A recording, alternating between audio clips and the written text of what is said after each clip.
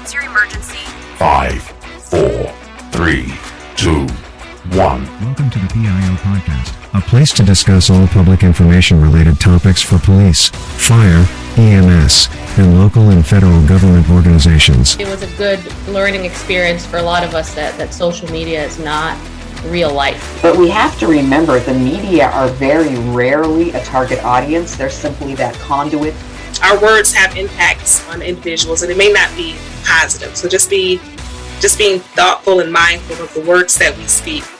I think what's so interesting about this position too, and this job and this profession, is that every one of us is looking for purpose, and when we find it here, that's it.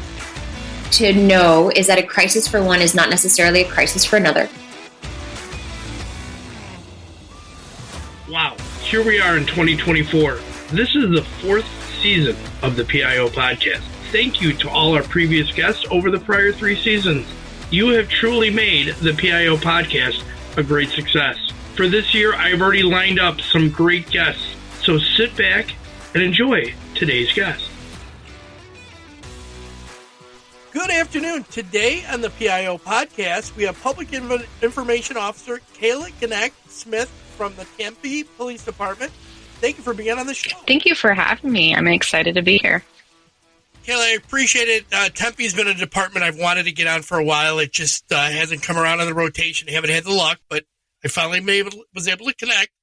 So let's hear, first of all, how did you get into the position of Public Information Office?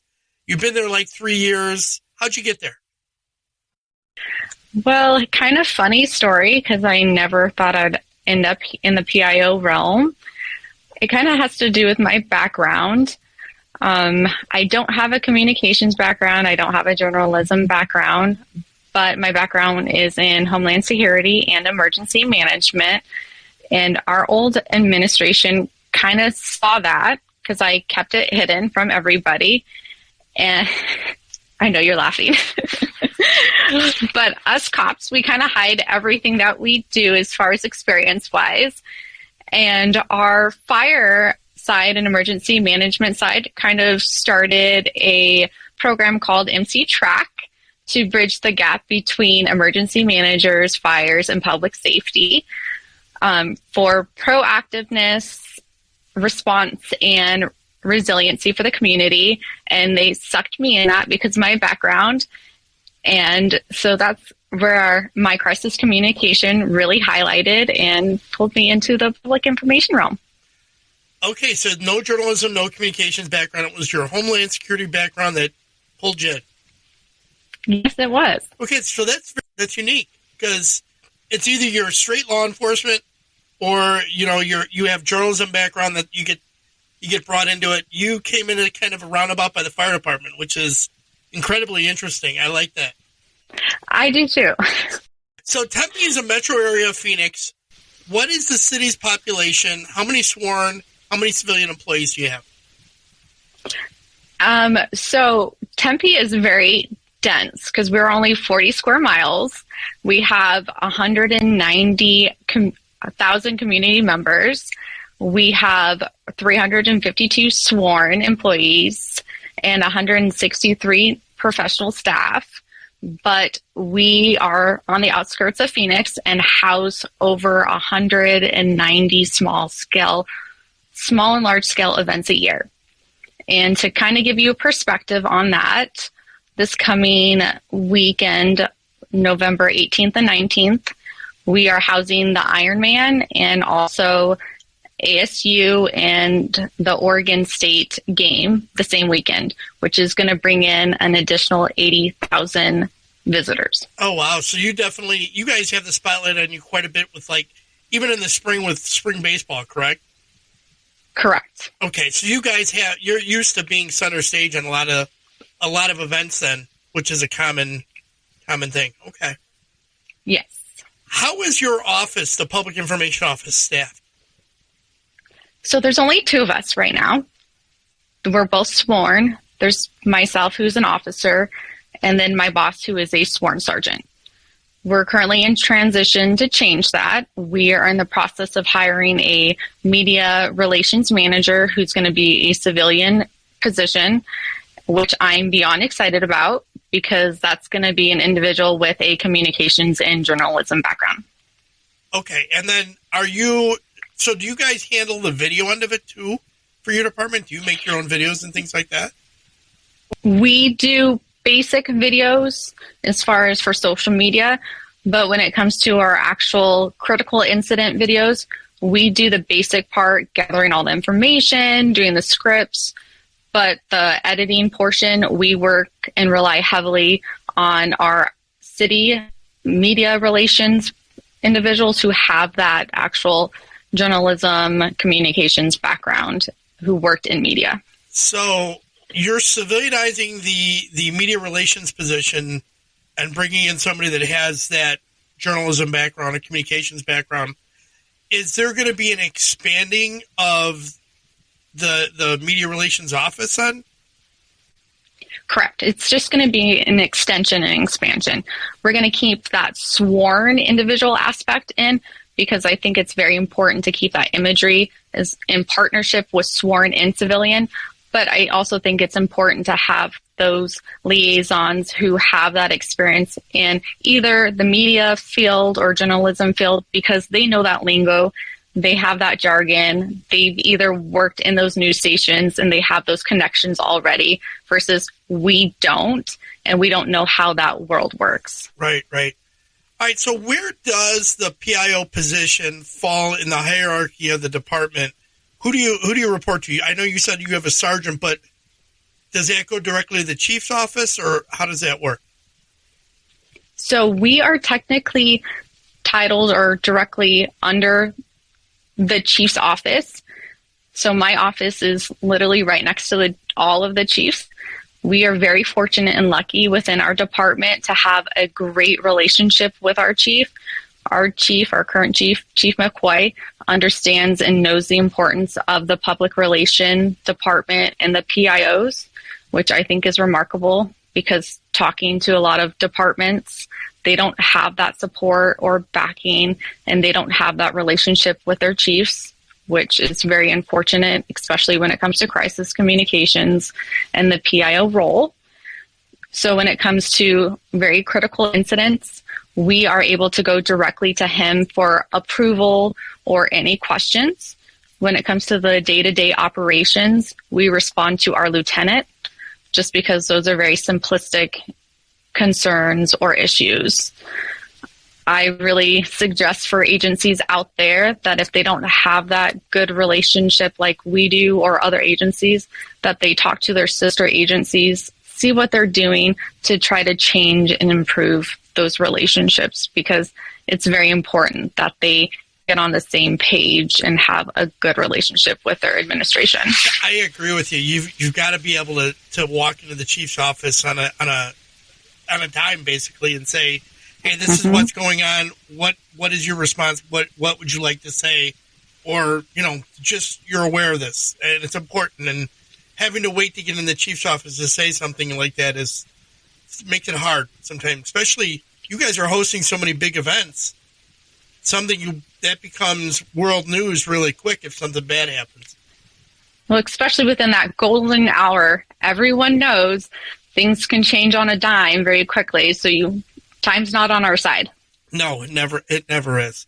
All right, so let me ask you this. What type of social media platforms are you currently using? So we use the major platforms that a lot of people are already using: Facebook, Instagram, X, old Twitter, and YouTube. So we use Facebook and Instagram for our feel-good stories.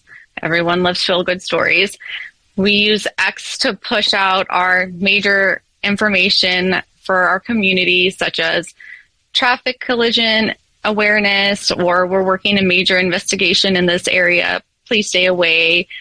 And we use YouTube for our major videos that we want the community to be aware of, such as our critical incident debriefs or just for holiday safety tips and whatnot. Do you have any plans to add any new ones? And then I have a follow-up question to that.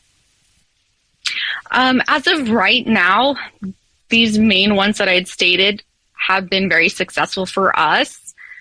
So we're not planning on changing for this at this moment. As soon as we get our media manager in, we will of course address that when they come in. But as of right now, no. Okay. And my kind of follow-up question was to this. With Twitter or X being problematic lately and, throttling back data as people send out, if you're not a paying customer, if you're not in Twitter Blue, are you guys paying for Twitter Blue? So I actually don't handle our social media accounts. We have I don't know if you are aware, have been following, we actually house Miss Arizona at our agency. So she's been handling our social media accounts. So I couldn't really answer that for you, and I apologize. That's perfectly fine.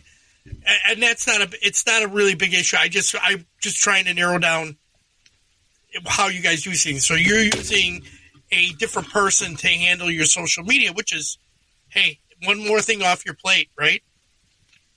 Correct. So do you have any specific platforms or programs that you use to notify the public in an emergency beyond social media?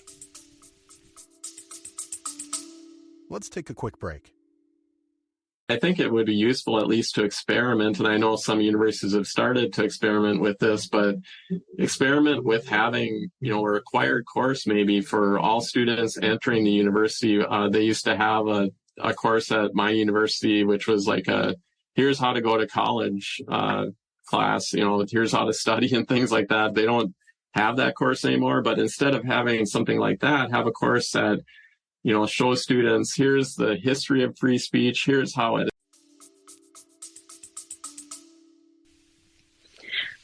is. Beyond social media, we will generally, if it's a major type incident, really rely on our media partners because we have a great relationship with our media partners. We will blast out an email chain to our media partners because we have a generic kind of address book with all of our media partners. Say, hey, can you meet us here at this time? And they will show up on a drop of a hat and get out the information that we need, and they will help us with that. So we will tend to use that. We will also use ASU because we do house ASU within our city, and they have their platform and they have their student platform that they will blast out information for us as well. What's the student population of ASU right now? Do you know? I don't know, just because of all the recent COVID that occurred, their student population greatly changed, and then integrating to a lot more of online student platform sources, that it's been changing drastically between each semester. But I would think on a game day, like I think you said the ASU Oregon game, 80,000 people, that's your typical stadium size. So you got to figure maybe even more than that because you're going to have those tailgaters and they're never going to go inside the stadium. And a lot of families show up. You probably have an extra 100,000 people minimum, I would think, on any game day, yeah. So quite busy. Okay. So you have been in this position for about 3 years now. Are there any changes that you've made since you've been in it, and would you like to improve a process in the office if you could? So one improvement that we're really working towards, that I've focused on since I've came in, is trying to get templates established, or CAPS templates established, because that's one thing that we've never had for crisis communication, especially because a few years we had that train derailment within the city of Tempe, and that was a huge eye-opener as far as crisis communication templates. So just basic templates that are already pre-approved that we can kind of get out quickly, just because, as I mentioned, the golden hour is very imperative. One thing that I'm already working on is with the department, or the Maricopa Department of Emergency Management, on is crisis communication for radiological and nuclear messaging. Is kind of taking out the fear of radiological and nuclear messaging for the community. I'm working on that with partner cities and agencies just to kind of get a standard operations system developed for all cities and agencies so that they can have a standardized practice across the board, just because we've noticed that agencies don't have something in play right now, and everyone's kind of tiptoeing when it comes to those types of messaging. Okay, I have a question. Is there a military or a test range that's right near you guys that you're concerned about that? So we do have the Palo Verde power plant within the Arizona area, but this is just in general because a lot of people don't realize that these incidents include just traffic accidents with hazardous materials. And so these crisis communication messaging include those types of incidents as well.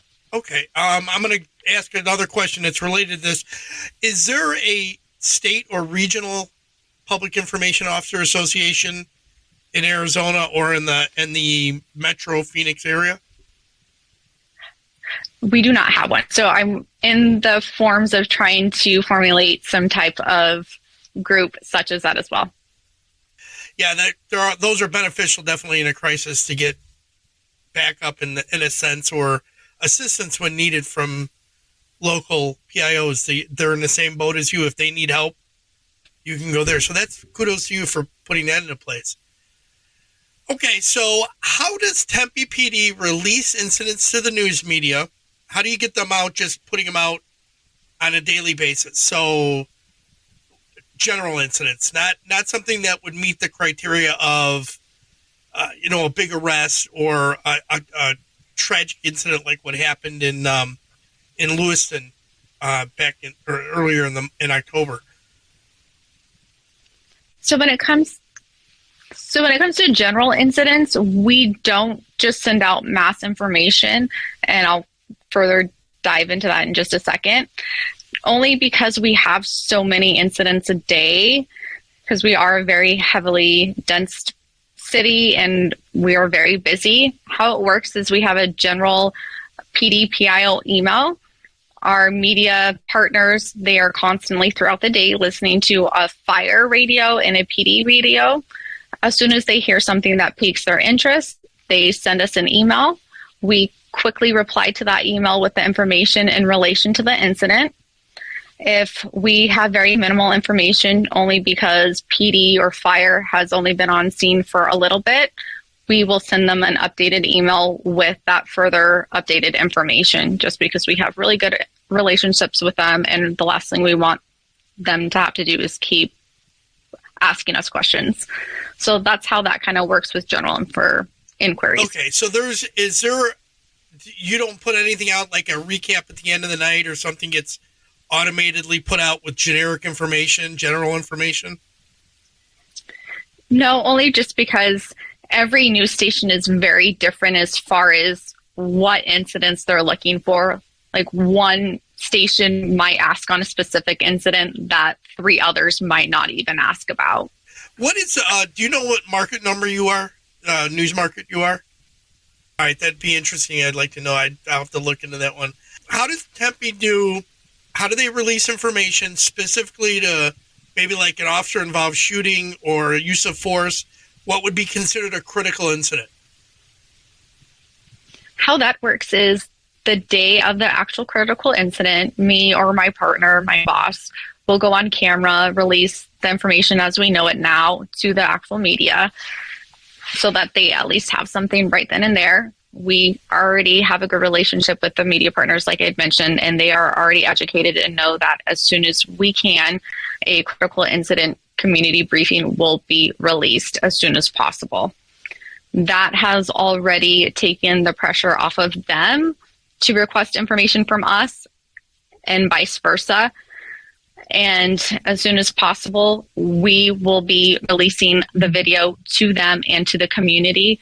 And these videos have the actual debrief of the incident, has body cam footage of the incident, and has some evidence photos of the actual incident.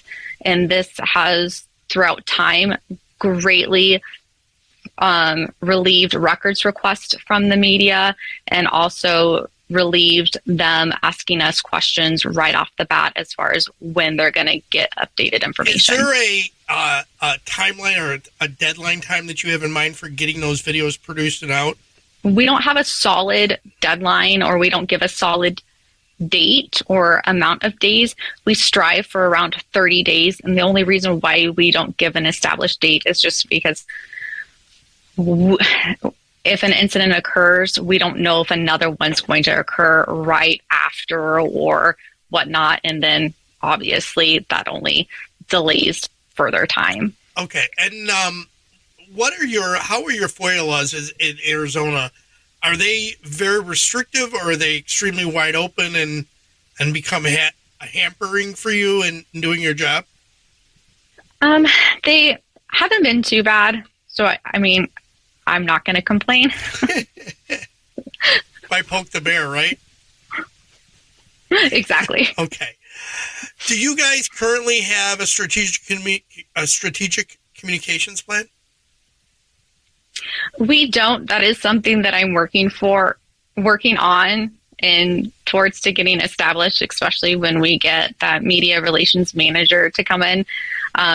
Within crisis communication and messaging, I've always worked alongside with one, and I think it's important to have one, especially with messaging as a whole. So that is a goal to get one into play. Outstanding. Yeah, that's definitely, and I'm sure that's something that the media manager will, when they come in, is definitely going to want to put together just to make life overall easier. And if you're working on those templates, you're 50% on the way there.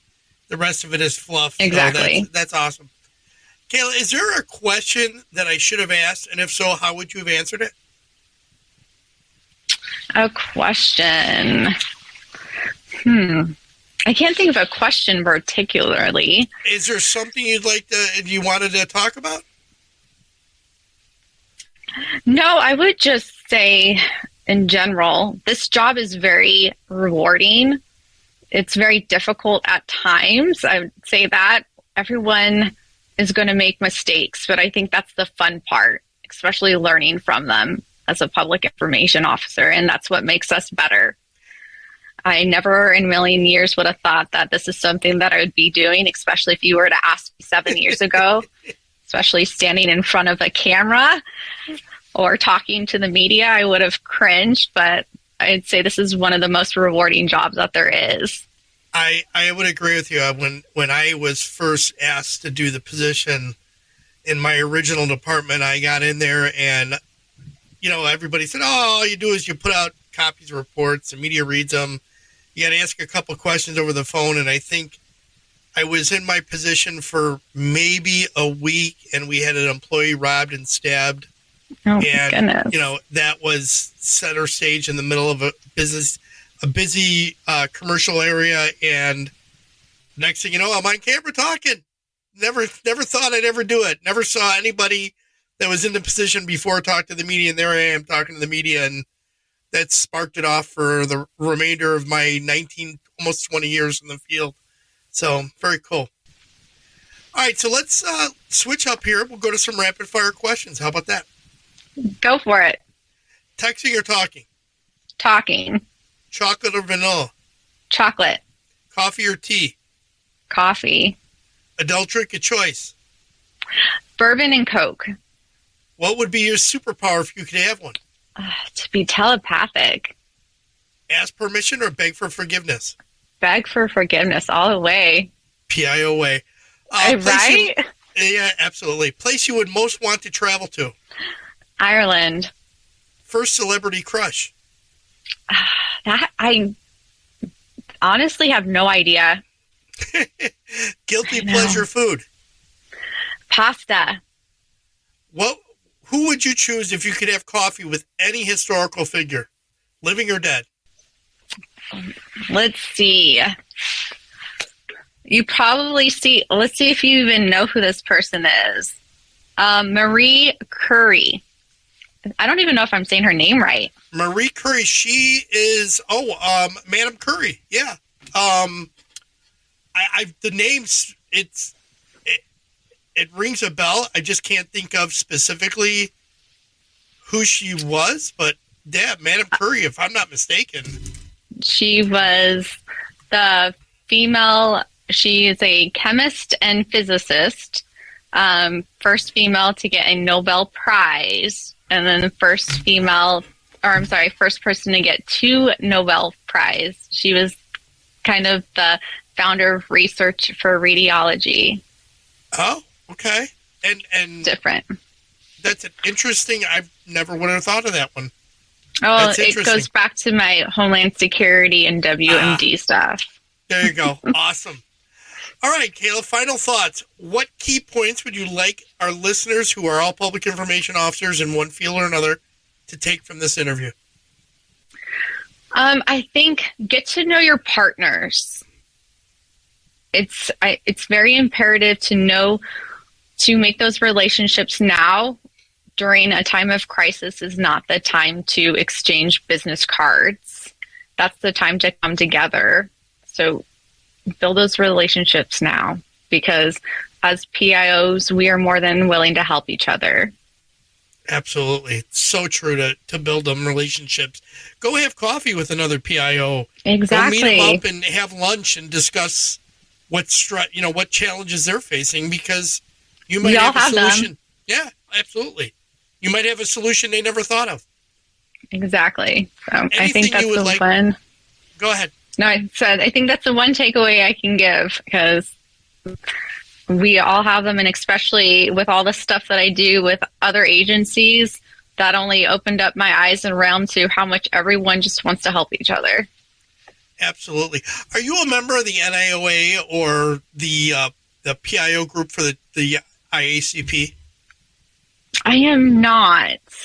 I didn't go to the NIOA this past year. I would suggest, if you're not a member of the NIOA, to join it and at least get the connections to the people there. And if you ever could attend an NIOA conference, to go to one, because the networking that you do alone in just that conference alone it's so strong. I have friendships with people I met 5 years ago, and we still text and talk regularly. So I need to. Immense resources. And then if you can get them to spring for the membership for the International Association of Chiefs of Police, and then they have a PIO section, the training that you get at that conference, a mid-year training, it's usually like in May, so it's different than the NA. It is, again, another great opportunity. You're meeting all the movers and shakers in the public information field, and the connections that you have to those people will help you immensely in your career. Okay, I'm going to have to do that. I appreciate that. No problem. So, Kayla, how can people best reach out to you if they want to connect or follow up on anything they heard today? Through my work email or work cell phone number, and through LinkedIn. Why don't you just give out your email address and leave your cell phone? You don't want people texting you for no reason. That's going to be KAYLAGN@tempe.gov. And I will add all of that into the show notes so that people can connect with you, and I'll put your LinkedIn there as well. You don't want to give out your cell phone number. All of a sudden you'll be getting texts at 3 o'clock in the morning, and oh my God. Oh, I already do from my chiefs, lieutenants, and sergeants, and everyone else. Might as well add to the list. But you're getting paid by them.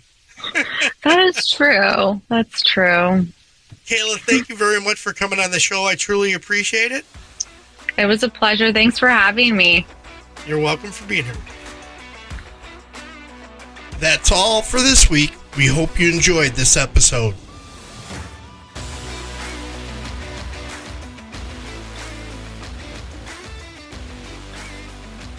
We hope you enjoyed this episode. Be sure to subscribe to the podcast to get notified of the latest episode.